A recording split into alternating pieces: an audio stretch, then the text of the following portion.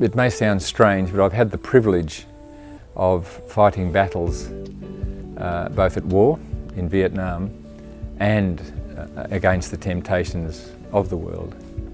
And I say privilege because both were opportunities for growth, albeit having been left with a few scars, both literal and hidden. I guess we have to remember too that as followers of Jesus, when we enter those battles, because of his finished work on the cross, we fight from a position of victory. I was 19 in Australia in the 60s during the conscription era. And this is where young men were called up by ballot for 2 years at a time into the Australian Army. I decided I wouldn't gamble with the ballot. I joined the Navy, which was then for a minimum of 9 years. Of course, the irony was that I ended up as a helicopter mechanic in our fleet air arm and ended up on the ground in Vietnam. There's a good friend of mine, Ian Humby, who was called up for 2 years, joked with me one day. He said, "Shep, I ended up in Vietnam as a result of an act of parliament, not an act of stupidity."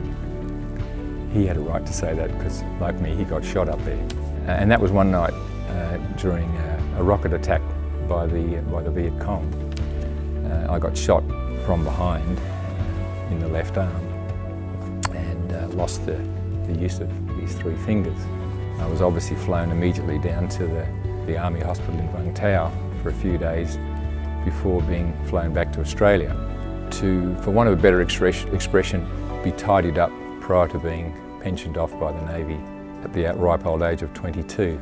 Fortunately, I was under the care of a civilian orthopaedic surgeon, Dr. Colin Selby Brown, who came to me one day and he said, "Ian, I'd like to try something that I haven't done before."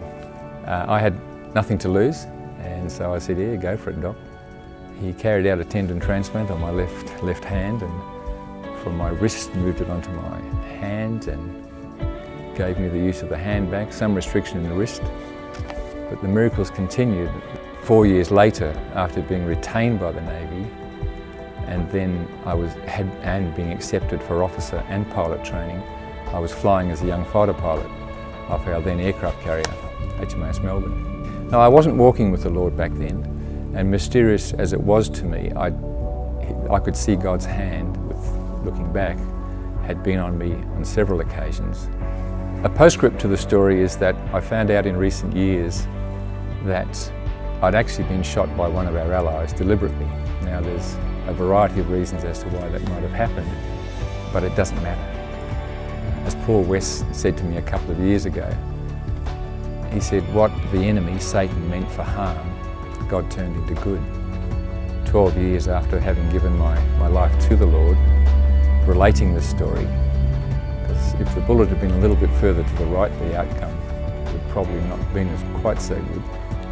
As I reflect on those battles that I've fought in my own strength, because we all have that propensity to take the reins of our lives back, versus those battles that I've fought with God at my side, my advice is go with God, because victory is assured.